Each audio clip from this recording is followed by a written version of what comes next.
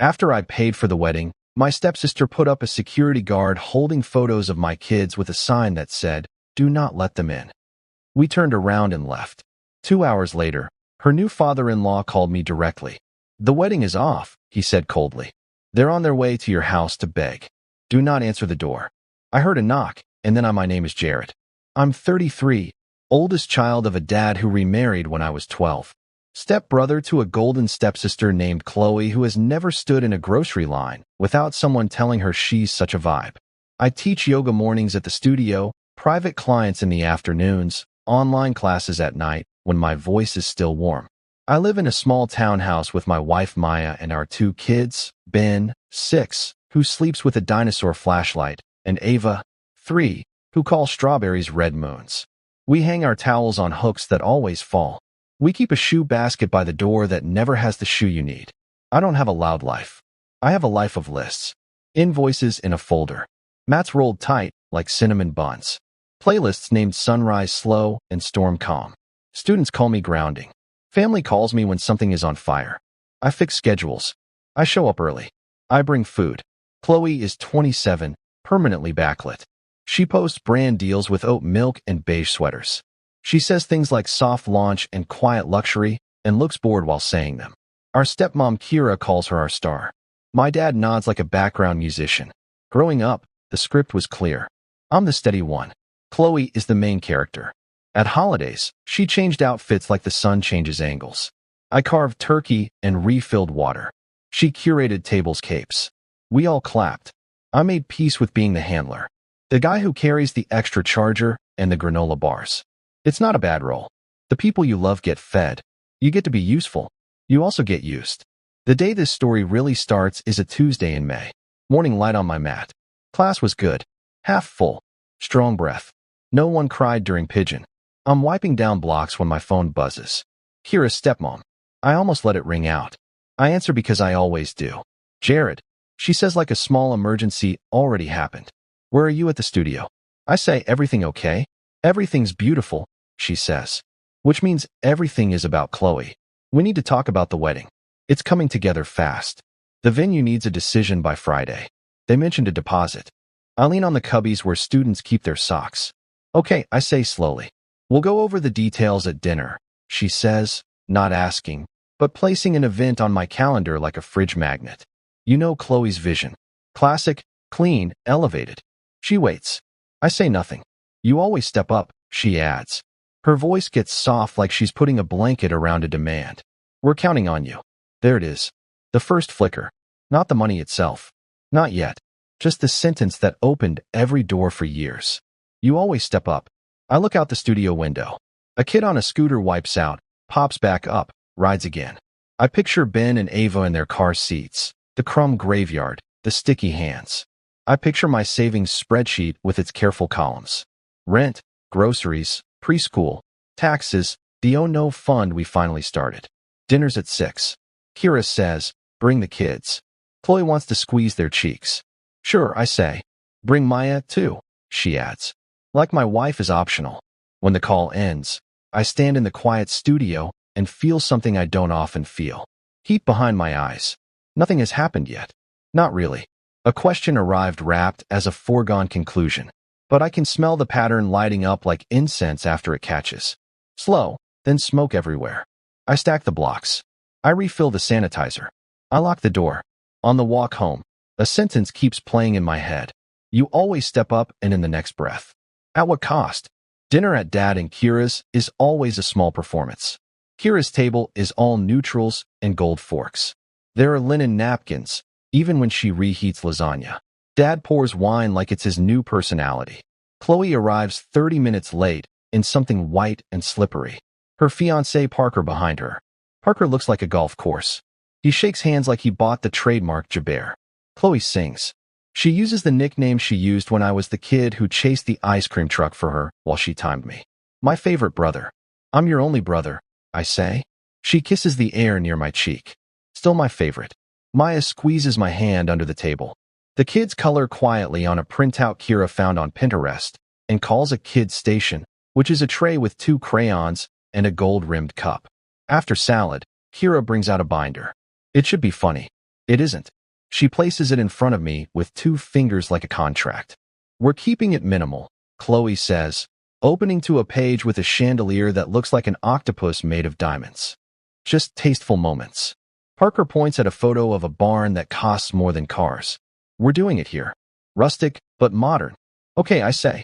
I have learned this syllable can mean many things. Kira flips to the spreadsheet. It's printed on glossy paper. Who prints spreadsheets on glossy paper? This is just the initial ask, she says. Non-negotiables. I read venue deposit due Friday, $12,800. Catering installment, $8,750. Florals retainer, $2,200. Live string duo for cocktail hour, $1,600. DJ, $1,500. Content creator team, $2,500. Bride emergency fund, $1,000. Total $30,350. I look up slow. Maya looks at me. She doesn't speak. Her eyes ask, "Are we about to be set on fire politely?" Kira smiles with her teeth. "We thought you could handle the deposit," she says, like suggesting I pick up milk and we'll sort the rest together as a family. Dad lifts his glass. Family? He echoes. He is good at toasting things he didn't cook. How much are you and Dad contributing? I ask here. His smile twitches. She glances at Dad. We raised you, she says. We've always taken care of you. My brain flips through pictures like a slideshow. Me at 19, mopping a cafe floor after a late shift because I wanted my own phone plan. Me at 23, lending Dad money for a car battery. Qley at 25, landing a brand internship in New York, which was actually Kira's friend's guest room. Parker's parents. Maya asks gently, because she's kind even when she doesn't want to be. Is there a split? They're hosting the rehearsal dinner, Qley says. Sushi case. It's like a vibe. Ben looks up. What's a vibe? Broccoli, I say. Eat it. Qley keeps going. The vendor discount ends Friday. We have to lock in. It's stressful. You wouldn't get it. Yoga's like feelings. Yoga is a job. I say. Feelings pay me. I add. Kira laughs too loud. Jared, you're such a comedian, she says, which means stop being difficult. She taps the glossy spreadsheet. It's one number. We'll make it easy on everyone. Easy on everyone, Maya mutters. Her jaw ticks. She looks down at Ava, who's lining up peas like her preschool students that we eat. Qley tells a story about a brand sending her a lamp worth a car payment. Dad says, incredible, like she discovered electricity. Parker explains NFTs to no one. I cut Ben's chicken. After dinner, Kira corners me at the kitchen island. You always step up, she says, soft as a nap. It's time to be the big brother. Big brothers don't fund weddings, I say. Big brothers make dreams possible, she answers that I drive home in silence. The kids fall asleep in tragic neck positions. Maya stares out the window like she's trying not to bite something to at our table after bedtime. We do numbers, we have savings. Not huge, but enough to breathe. If the car dies or clients cancel 6 sessions in a row, we could handle that. We cannot be the bank that I write no more than $20,000 on the back of an envelope, because writing limits makes them real. Maya rubs the spot between her brows where the headache lives. We can't be the only adults in there. Story, she says. I know, I say, but it's Dad. It's Kira, she says. And Qley. And you, standing where they tell you to stand. I text Kira. We can help with the venue deposit. We can't cover everything. She replies too fast. Knew you'd come through. Send by Friday. Then Qley's crying happy tears. Then, you're the best, and oh thank you. Just another pin on my shirt that I sleep badly. Wake at 4 a.m., stare at the ceiling. Think of my students. How I always tell them to notice where they grip. Jaw. Shoulders. Hands that I unclench. I don't fall back asleep. Friday, I don't send anything. I tell Kira we'll talk more. She sends 3 cake emojis and a champagne bottle. Like negotiation is a party that I go to class and say root down and mean don't get pulled around. Driving home, I listen to a voicemail from Dad about tradition and doing the right thing. I breathe.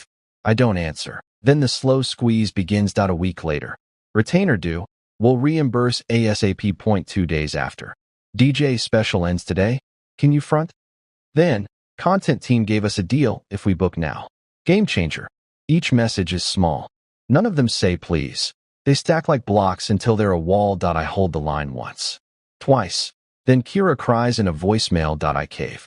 I tell myself it's alone. I tell myself grown-ups keep receipts. I start a note in my phone. Qley wedding track. I type numbers. My stomach drops with each one. I tell myself it's family. I tell myself it's temporary. Meanwhile, the cuts come. Tasting is adults only. Insurance. No kids in the bridal suite. Delicate fabrics. Please don't bring plastic toys.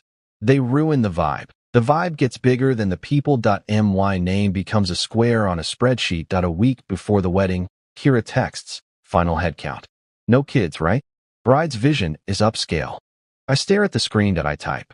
We're a family of 4. She types back. We'll figure it out. She doesn't say how. We'll figure it out has always meant you will bend. I pick up the kids from preschool.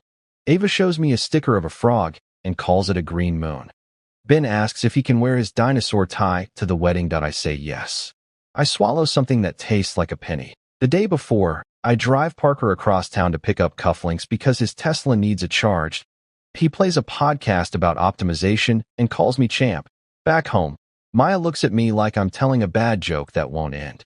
You don't have to be their hero, she says. I know. I say that I don't change anything. The morning of the wedding comes. I wear my only good suit. Maya wears navy. Looks like the person you'd call if a plane's engine failed. Ben's dinosaur tie is crooked. Ava's hair clip is a star. I pack snacks, crayons, tights, toy cars, band-aids, wipes, a charger, a plan. We drive to the venue in a slow line of cars. The barn is beautiful. The sky's uncertain. I roll my shoulders and tell myself to be air, to flow around nonsense, to get through. I didn't plan for what waited at the top of the steps. A man in a black suit, security, dressed like a guest, stands at the entrance. He holds a clipboard and a clear sheet protector. Inside it, 2 color printouts. Ben's kindergarten photo, Ava's with pigtails. I in black marker. Above their faces. Do not admit. Maya's hand finds my arm and tightens. My stomach drops like I missed a stare. The man smiles politely. Afternoon. Are you Jared? Yes. He glances at the sheet. And these are Ben and Ava? I hear my voice from far away. Those are my kids. He nods. The bride requested a no-children policy. I'm instructed to have any minors escorted to the on-site sitter. If you refuse, I'm supposed to deny entry. There's no sitter. I say, because no one told us about 1P shifts, uneasy. He doesn't look cruel. Just like his job suddenly got strange. Sir, I don't make the rules. Soft heels click. Kira appears, smile lacquered. Qley peeks from behind the barn door, then vanishes. Oh, this. Kira says, like it's a smudge. We tried to call. My phone's on. I say. No missed calls.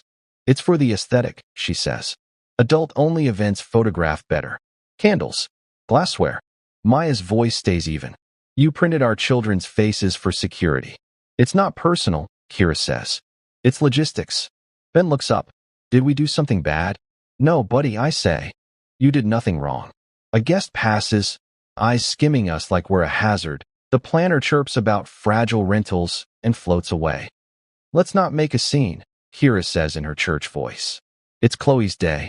I look at the sheet. Do not admit above my kids' faces. What I feel isn't fire. It's cold. Clean. Final. I hand Kira the envelope. Congratulations. Jared, she warns sweetly. We're leaving.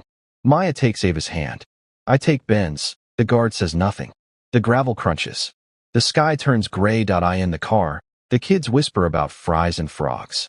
Maya stares ahead, color drained from her lips. That my phone rings. Unknown number. I let it go. It rings again.